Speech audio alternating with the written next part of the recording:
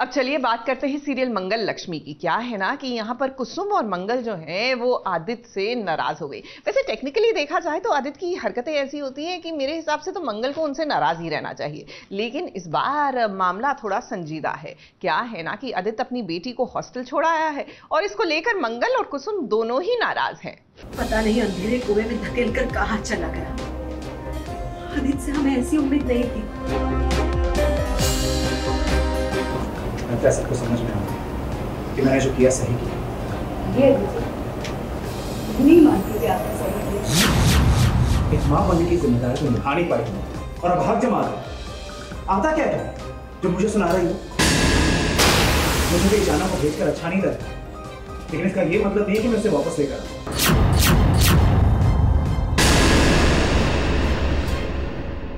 देखिए ये आदित्य क्या कर रही है। कुसुम भी परेशान है और मंगल का हाल तो बुरा है ही। अब यहाँ पर आदित्य अपनी बेटी को छोड़कर आ गए हैं हॉस्टल, जिसकी वजह से पूरा परिवार नाराज हो गया है। सभी नाखुश हैं, जिसकी वजह से कोई खाना नहीं खा रहा है। अब आदित्य को लगता है कि उसने जो कदम उठाया है वो उसकी बेटी ईशानी के लिए काफी जरूरी था, मगर यहाँ पर सभी नाखुश हैं। उन्हें लग रहा है कि ये जो कुछ भी हुआ है ये बिल्कुल ठीक नहीं है। लगता है सबको समझ में आ गया कि मैंने जो किया सही किया।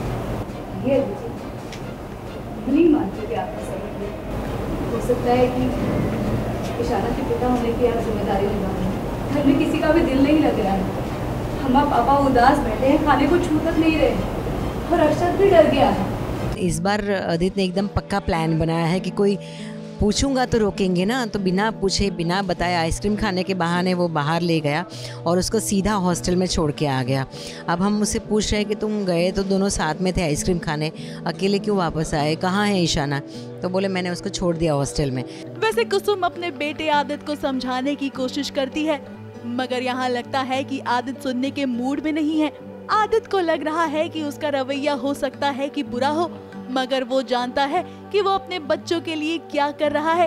अब आदित्य अपनी माँ से माफी तो मांग रहा है, मगर वो अपने फैसले को बदलने के लिए तैयार नहीं है। मेरे से सॉरी बोल रहा है, अपनी अम्मा से सॉरी बोल रहा है। अम्मा को बोल रहा है कि जैसे बचपन में आपने सख्ती बरती थी उसी तरह से मैं भी अपनी बच्ची को सुधारने के लिए कर रहा हूँ और ये मुझसे जो गलती हो गई आप मुझे माफ़ कर दीजिए। तो वो माफ़ी भी मांग रहा है, लेकिन बोल भी रहा है कि डिसीजन नहीं बदलूंगा, उसको सुधरना पड़ेगा, वहाँ रहना पड़ेगा। अब मंगल एक माँ है और वो जानती है कि किस तरह से बच्चों से डील किया जाता है, मगर आदित्य का ये सख्त व्यवहार कहीं न कहीं कहानी में एक नया ट्विस्ट लाएगा और अब लगता है कि जल्द मंगल अपने बच्चों के लिए स्टैंड लेगी, क्योंकि अगर उसने अब स्टैंड नहीं लिया तो वो कभी आदित्य के सामने अपना पक्ष नहीं रख पाएगी।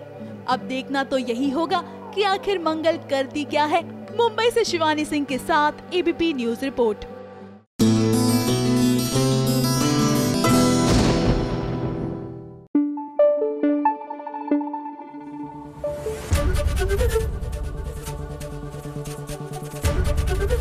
एबीपी न्यूज आपको रखे आगे।